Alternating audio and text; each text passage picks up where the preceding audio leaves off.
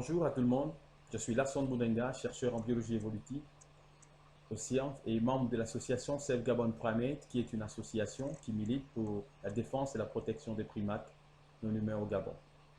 Le travail que je présente aujourd'hui porte sur la diversité génétique des trypanosomes chez les primates nocturnes du Gabon. Ce travail fait partie d'un projet sur l'écologie et la santé des galagos. En introduction, nous dirons que les trypanosomes sont des protozoaires parasites responsables de la maladie du sommeil. Ils sont transmis à leur hôte vertébré par la piqûre d'une mouche hématophage communément appelée mouche tsetse. En Afrique, deux espèces de trypanosomes sont responsables de la maladie chez l'homme. Il s'agit de Trypanosome brucei gambiense et de Trypanosome brucei rhodense.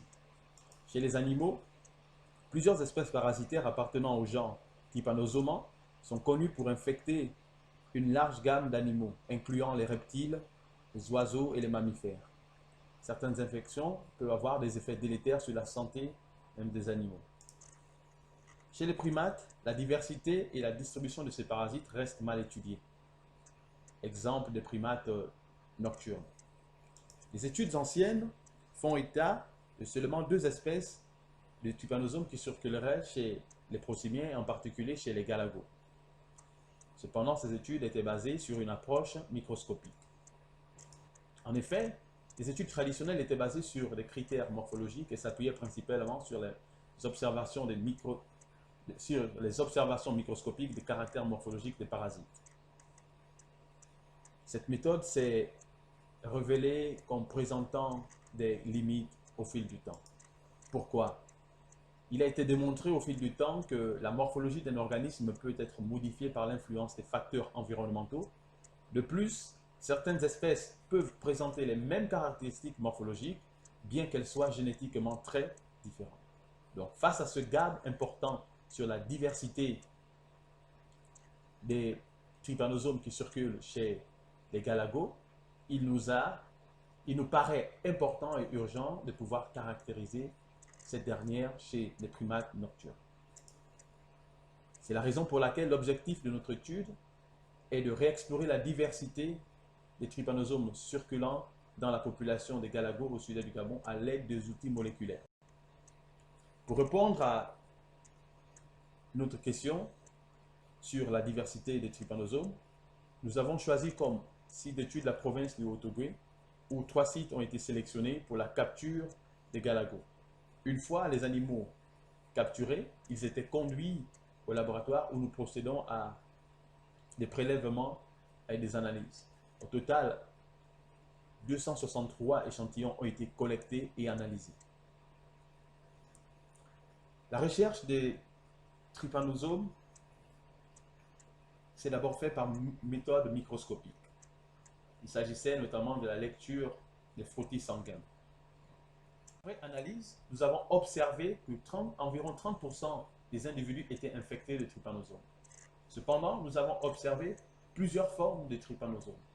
Alors, une question survint, celle de savoir si les différentes formes observées correspondaient aux différents stades de développement des trypanosomes historiquement décrits chez les galagos, ou bien s'il s'agissait d'une diversité plus large. Pour répondre à cette question, nous avons procédé à une analyse moléculaire.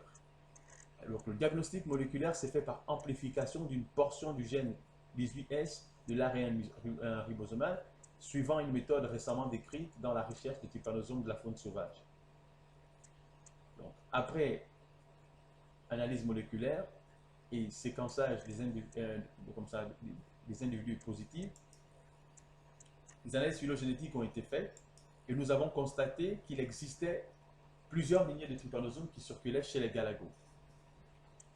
Et certaines des séquences obtenues clusterisaient avec Trypanosoma brucei, et dont deux sous-espèces ont pu être identifiées, Trypanosoma brucei et Trypanosoma brucei gambiense. Cependant, nous avons aussi observé qu'un grand nombre de nos séquences formaient un groupe non identifié, que nous avons appelé Trypanosoma sp. Ainsi, la fréquence des échantillons positifs était de 43%, ce qui est élevé et ce qui démontre une forte prévalence de l'infection par trypanosome chez les galagos dans leur milieu naturel. Les espèces de trypanosome identifiées, à l'exemple de trypanosome congolais, trypanosome vivax ou trypanosome haussinier, ont été déjà rapportées dans plusieurs études chez les animaux, incluant les primates. Il est peu probable que les deux espèces historiquement identifiées chez les galagos ou chez les protéiniens correspondent aux nouvelles lignées identifiées dans notre étude. Pour ce qui était des facteurs influençant le niveau d'infection, nous avons constaté que le sexe avait une influence et que les femelles étaient statistiquement plus infectées que les mâles. Pour ce qui était de l'âge et de la saison, aucune différence significative n'a été observée, même si le niveau d'infection était plus grand chez les jeunes et ce niveau était aussi plus grand en saison de pluie, mais aucune différence significative n'a été observée. En conclusion, nous dirons que les outils moléculaires nous ont permis de réexaminer la diversité des trypanosomes et de montrer qu'une large diversité d'espèces de trypanosomes circulerait chez les galagos. Ainsi, nos résultats permettent d'élargir la diversité des espèces de trypanosomes au sein des galagos avec l'ajout d'au moins 5 espèces. De plus, nos résultats montrent que le trypanosome brucei-ganglier, qui est responsable chez l'homme de la maladie du sommeil, peut également infecter les galagos. Ce qui soulève la question de la possibilité des galagos d'être un réservoir de ce pathogène. Il est aussi probable que les nouvelles lignées identifiées correspondent aux parasites définis historiquement. Cependant, les études sont en cours afin de pouvoir peaufiner nos données. Nous sommes heureux d'avoir participé au fait à ce colloque et d'avoir pu présenter nos résultats préliminaires. Et nous vous remercions tous pour ce privilège que vous nous faites. Merci.